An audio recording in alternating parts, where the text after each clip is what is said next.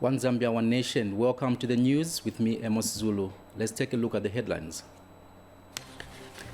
Government commissions 6.5-kilometer Kabwe main canal. Chambeshi water overhauls sewer system.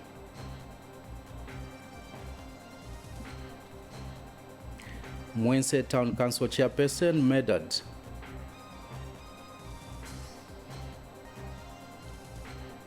Plus, high temperatures expected across the country.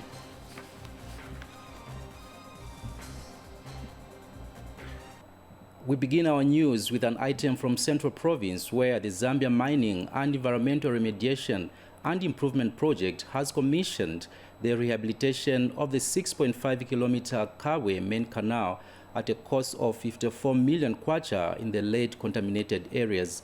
Minister of Mines and Minerals Development Paul Kabuswe handed over the contract to Downtouch Investment Limited. Details in this report.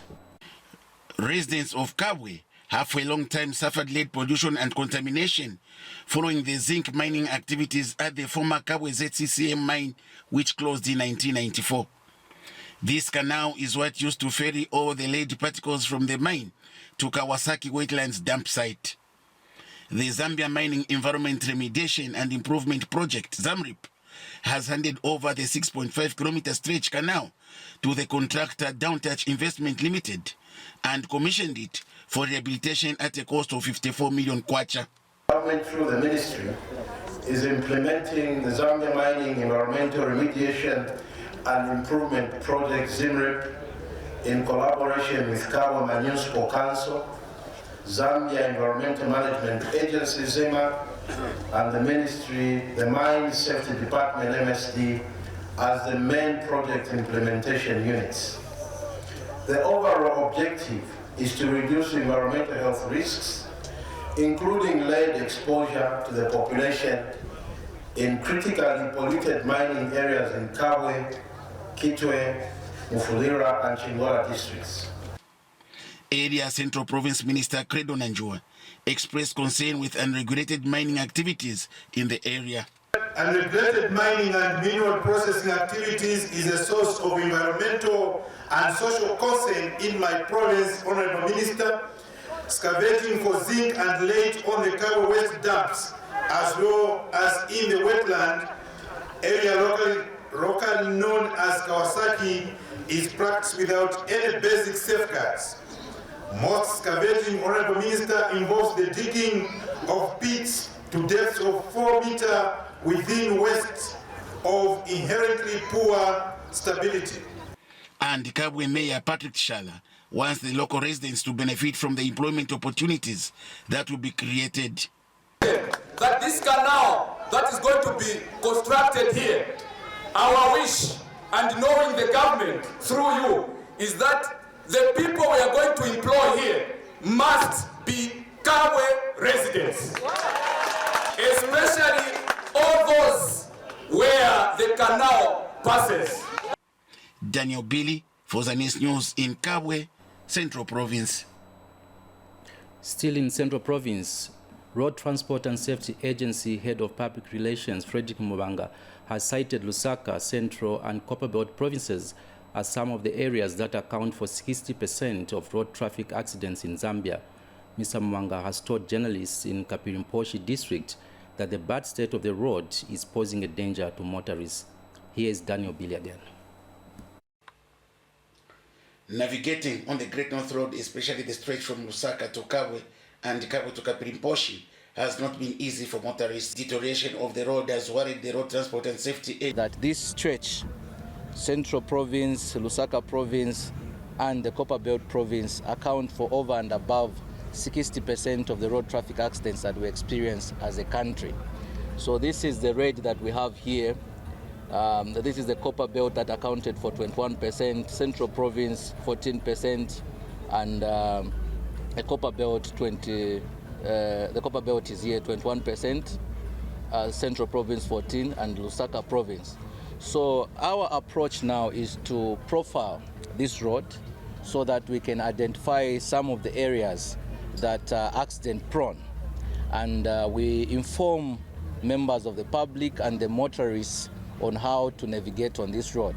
So we started from Kabwe, we're heading towards Kapiri, and the findings are that most cases the road has deteriorated, which poses a very, very great challenge in terms of road safety. Therefore, we want to caution motorists to exercise maximum caution when using this particular stretch. You should not drive at excessive speed because the road does not allow you to do that. The road has reached a stage where Kapirimposhi District Administrative Officer Kaunda Mlenga has welcomed the move taken by RATSA to the government program and plans of working on the dual carriageway.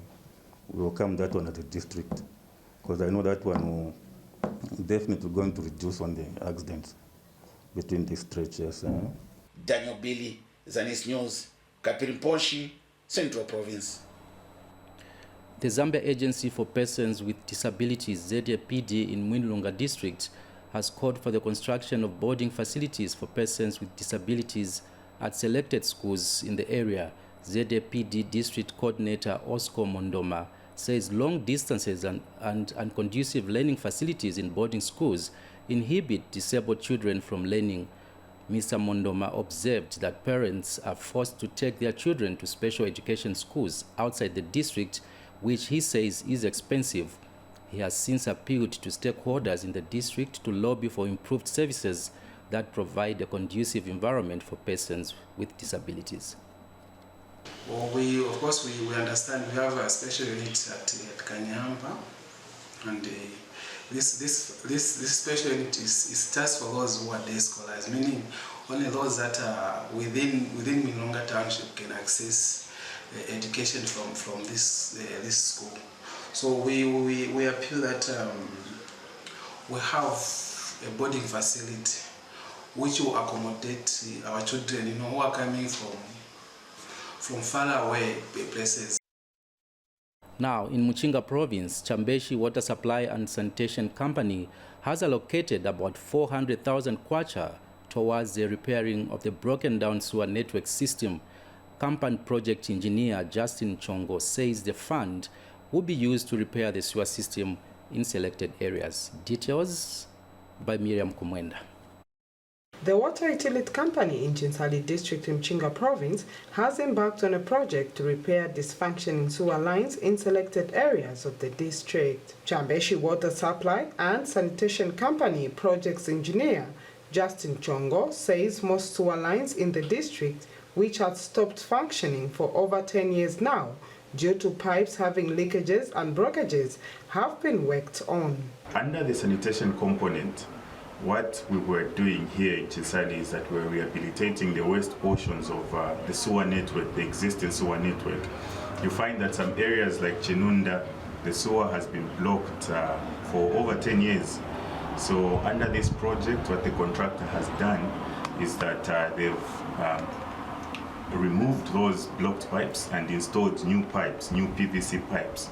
And as we are talking right now, this has been commissioned, and these areas, the entire Chinunda area of Chinsali is now back on sewer. All those that were using septic tanks have been reconnected back to the sewer system. We haven't blocked the main line, so even those areas in location and all the other odd areas like town center, we've also rehabilitated some sections. Engineer Chongo says the project, costing about 400,000 kwacha, is part of the 51 million kwacha water recreation treatment plant under construction in Chinsali, whose works are above 95%. We've put about 27 new manholes that can be used to unblock. Because of time, these sewer networks were done back after just independence, when Chinsali was very small. We've been relying on the same infrastructure up to this day, but with the addition of manholes and new pipes, these blockages are of the past, because this sewer network is working now. Residents talked to, who have been using pit latrines for over a decade now, are happy with the development. We've had this problem for a long time. During the night, we would leave our homes unlocked to ease ourselves. We are very thankful. Miriam Kumwenda reporting for Zanis in Chinsali. In our health news, over 187 suspected cases of measles have been reported in Pemba and Sinazongwe districts. Provincial field epidemiologist Mwangala Situmbeko says the region is now devising strategies to combat further spread of the disease. Nchimunya Nalumpa now reports. Communicable diseases such as measles have been classified as major causes of high mortality rates among children below the age of 5. In Pemba and Sinazongwe districts of Southern Province, about 187 suspected cases of measles have been reported in the past 2 months, mostly affecting children below the age of 5. The rapid spread of the disease is believed to be perpetuated by some religious groupings prohibiting its church members from accessing healthcare services. We have 187 cases in the 2 districts with 21 deaths, which translates to a case fatality rate of 11%. Out of the 187 cases that we have children under 5 years accounting for 35%. We have more deaths being reported under 5 years, and then followed by those that are 5 to below 15 years. Most of these deaths occurred in the community, and we see more deaths occurring in the Pemba district, in the community, because most of these people were not going to the facilities to seek health services. The outbreak that has so far claimed 21 lives is a source of concern for health authorities in Southern Province. You will engage the leadership, both traditional and civic leadership, to help you reach out to those communities or specific groupings of people. We want to be all inclusive, all engaging, respecting people's rights, at the same time promoting and protecting the health of the citizens of this country and this province. Health authorities in the province are also concerned with the number of COVID-19 cases being reported in learning institutions. Immediately schools opened, after 2 weeks, cases will slightly be going up, indicating that most of the schools, they tend to be more like entry point of infection. In Chimunya Nalumpa, Zanis in Livingstone, Southern Province. Still in health news, Kansanshi Mine in Solwezi district of Northwestern Province has recruited over 120 indoor residue spray operators in its program of supplementing government's effort in the fight against malaria. Mine Public Health Superintendent Mumbai Kahilu says the mine, working together with the Ministry of Health, has embarked on a program of spraying houses in Solwezi and Mushindamo districts. Dr. Kahilu has told Zanis that the mine is targeting 33,000 structures in Solwezi and 3,200 in Mushindamo. He said the exercise has already covered 40% and is hopeful to complete spraying in the next 10 to 12 days. Dr. Kahilu has since appealed to residents in the 2 districts to allow the operators to spray their homes. Luapula Province Deputy Permanent Secretary Royd Mwansa says government will do everything possible to bring back to book all those involved in the death of the late Mwense Council Chairperson Humphrey Kapapula.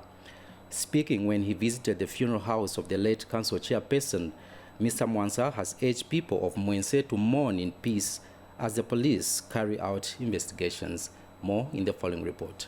Luapula Province Deputy Permanent Secretary Lloyd Mwansa says government is saddened by the death of the late Council Chairperson for Mwense, Humphrey Kapapula. The Deputy Permanent Secretary, who visited the funeral house of the late Council Chairperson, explained that government will do everything possible to bring those involved in the death of the late Council Chairperson to book.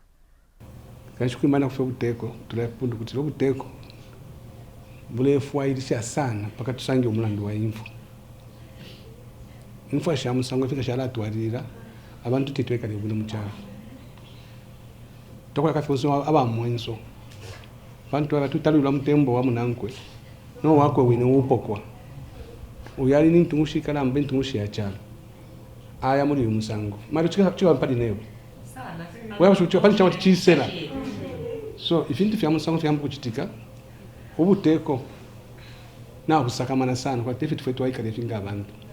The wife of the late council chairperson, who is hospitalized following the death of her late husband, gave an account of what transpired before the death of her husband.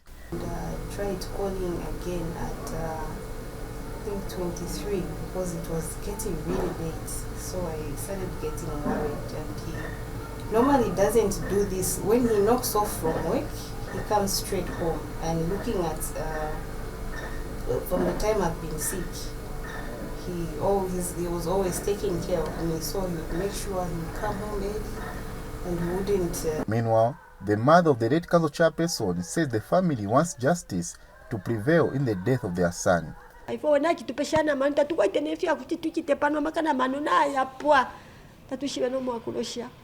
Panto na mailo untu ale tumana mafoni kumayanda tuli asukana nangwe era kuisa kila ko chero atibai batina bamusakula amwe babuteko fo manjine fya kuti tulande tatukwete na makana mano na yapwa. Kenneth Chomba reporting for Zanis News in Mwense district. And 21 United Church of Zambia victims who died in a road accident on Monday, September 19, have been put to rest at Chakanga Cemetery in Sama district of Northern Province. Acting President Mutalina Lumango, who was present at the burial, called on the Road Transport and Safety Agency to ensure motorists adhere to traffic laws to avoid loss of lives. We have more in the following report. It was a somber mood as the helicopter carrying the bodies of the 21 United Church of Zambia Women Christian Fellowship members landed at Nsumbu grounds for the burial ceremony at Chankanga Cemetery in Sama district. Hundreds of mourners led by acting President Mutalina Lumango could not hold back tears as the caskets lay in full view of everyone within the grounds.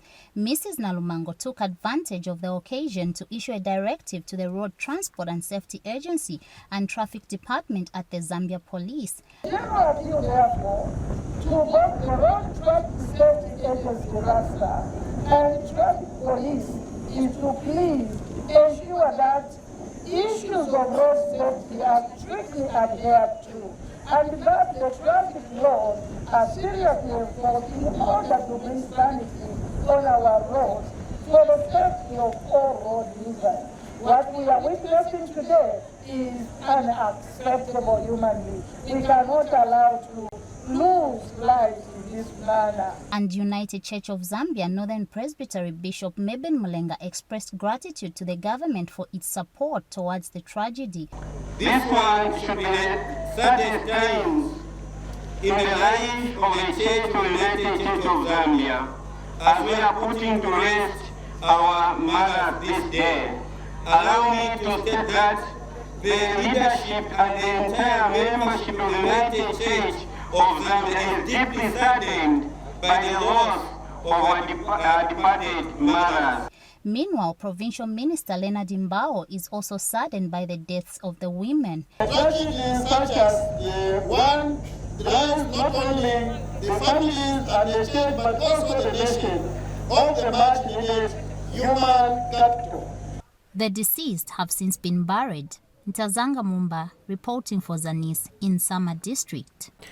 Still in the news, Minister of Labour and Social Security Brenda Tambatamba says the development of the legal framework on national productivity has reached an advanced stage. The proposed legislation is expected to harmonize and streamline the mandates of institutions and enhance productivity in workplaces.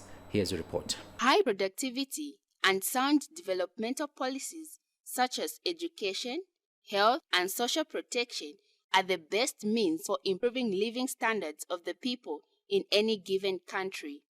It is for this reason that the senior managers in the public service have held a productivity conference aimed at capacity building in enhancing productivity in various public sectors. Minister of Labour and Social Security Brenda Tambatamba, who graced the occasion, explains that the development of the legal framework on productivity has reached an advanced stage. I am glad to inform you that the ministry, my ministry, has reached an advanced stage in developing legislation on productivity. The proposed legislation will, among other things, harmonize and streamline the mandates of the institutions that currently promote productivity, as well as provide focus regarding their functions and operations. International Labour Organization pledged to support Zambia in a pursuit of enhancing productivity for economic development of the country. Productivity depends on our knowledge and skills about what is supposed to be done. Our productivity depends on our soft skills, which include our leadership skills and time management skills. Meanwhile, Zambia Federation of Employers Executive Director Harrington Chivanda noted the need for concerted efforts in improving the ability to achieve economic growth through sustained private sector enterprises. In moving the subject of productivity forward, the senior managers attending this conference from the public sector must realize that they are called upon to help the government in providing government services timely, cost-effectively, and without any compromise on quality. Cosmas Mukuka is Zambia Congress of Trades Union Secretary General. The government, through the Ministry of Labour and Social Security, to extend knowledge sharing and training on productivity and private to the private sector as well, because this sector has huge potential to help the country. Miles Kawengo for Zanis in Lusaka. We move to the Copperbelt province, where Kabushi Entrepreneurs and Vocational Training Center, KEVTC, has increased beneficiaries under its school feeding program from the current 230 to 400. Vocational Director Melvin Simangolwa says the institution is determined to improve enrollment and attendance in classes through the feeding program among the learners. Here's a report.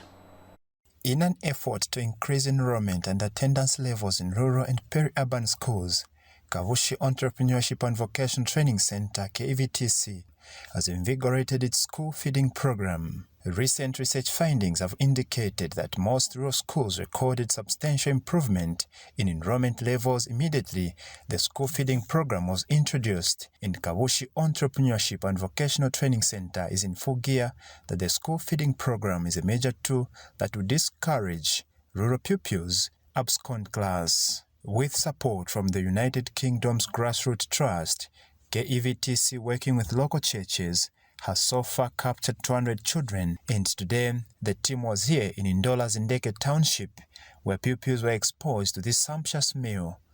Through this program, we would encourage you parents to encourage your children now to go to school. We'll provide that platform to support the children so that we provide them with all the education materials. Your job and your role and my role is to ensure that we can encourage these children. We are giving out the education materials to the children, and also we are having a nutritious meal with the children and encourage them to continue going to school. And KEVTC director has taken it upon himself going around rural communities, highlighting the importance of education through motivational talks to parents and their children. Particular attention is given to a girl child. That experience which you had gone through must not be passed on to your children, but we must ensure that we can now encourage our girl children to go to school and compete favorably. Life has begun to shine in the lives of these children through this generosity.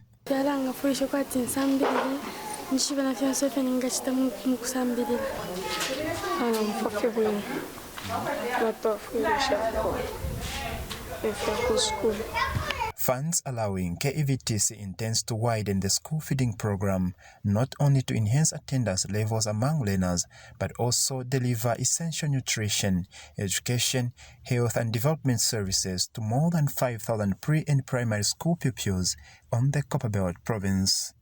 Frank Chingambo reporting from Ndola District for Zanis News.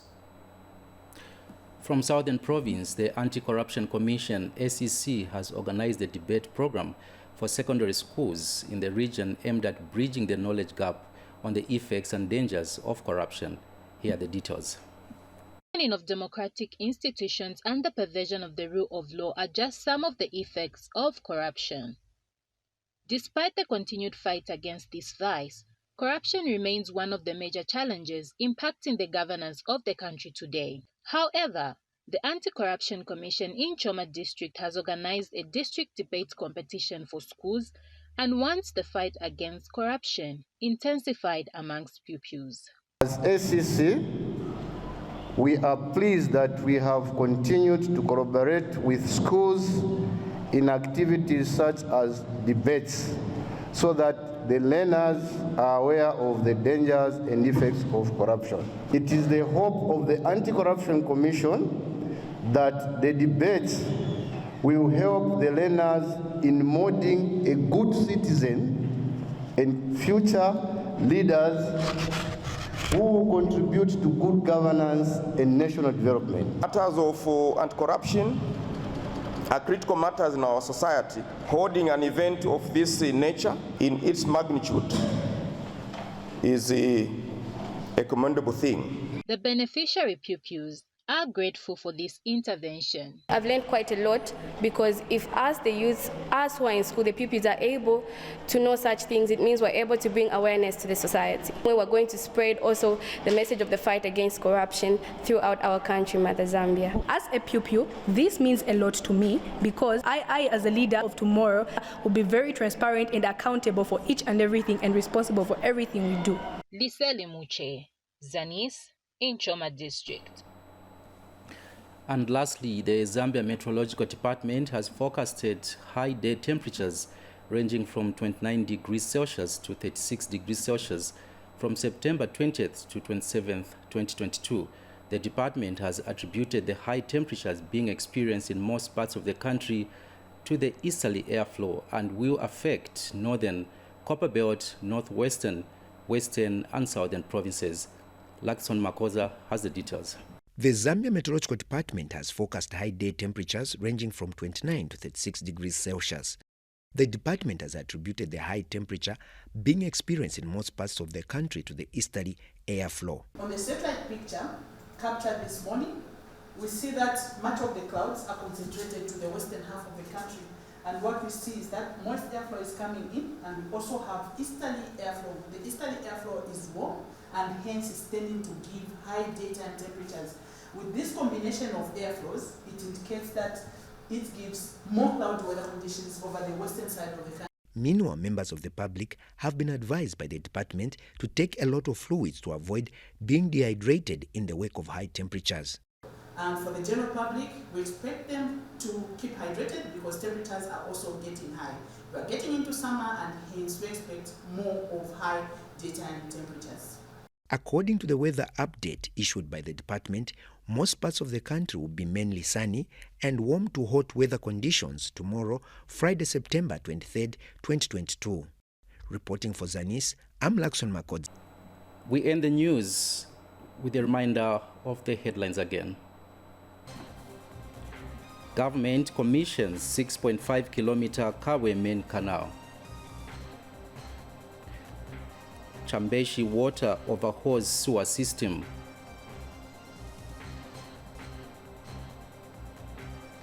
Mwense Town Council chairperson murdered. Plus, high temperatures expected across the country. Thank you so much for watching. That's where we end the news. On behalf of the entire production team, my name is Amos Zulu. Enjoy the rest of our programming.